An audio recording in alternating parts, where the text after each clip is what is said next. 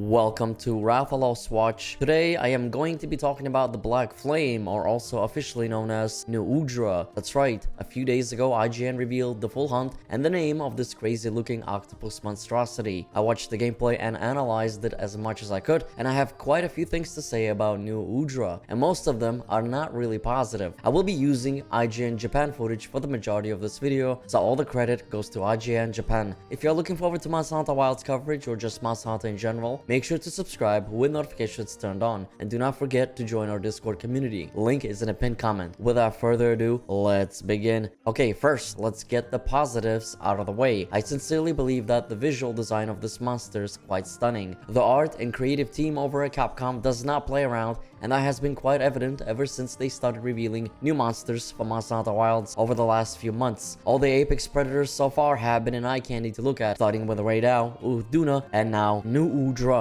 The same goes for the soundtrack. Rathalos' soundtrack has already become fans' favorite across the entire community at this point, and Nu Udra seems to be no different. I love the music that played in the background as IGN Japan fought against this ugly looking thing. A part of music played in the Oilwell Basin trailer, but now we finally got to hear the full theme, and it's fantastic in my opinion. Another cool thing is that Nu Udra does seem to confirm the fact that Capcom is indeed introducing a new monster classification known as cephalopods. A new monster class is always exciting, and the best part about Nu Udra, in my opinion, is the fact that you can slice off every tentacle individually, which is going to feel great not only from a gameplay perspective but also strategy when it comes to fighting a higher ranked Nu Udra as you get into the endgame. One last positive thing I'll mention about Nu Udra is that it's nice to have another horror-like monster added to the monster roster.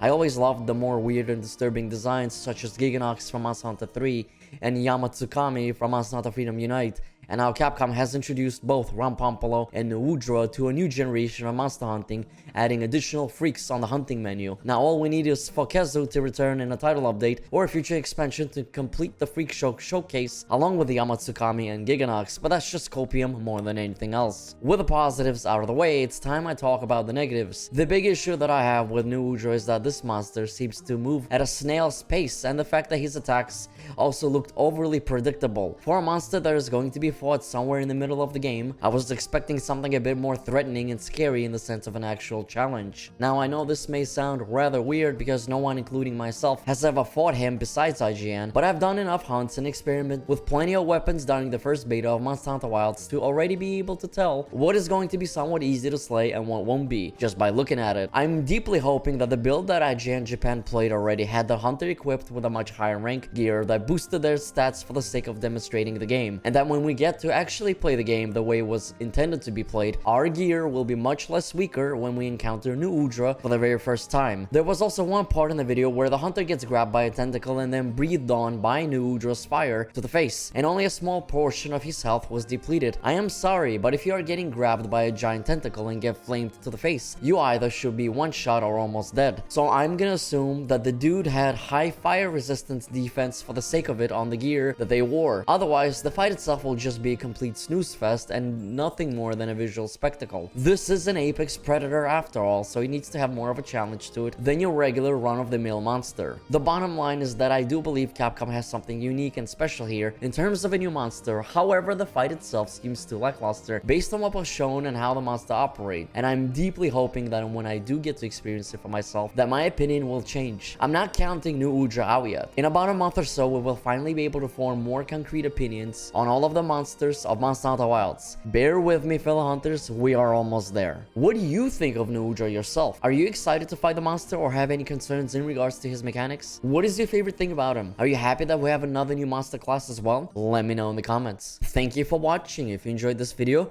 make sure you hit like and subscribe with notifications turned on. Peace out and happy hunting.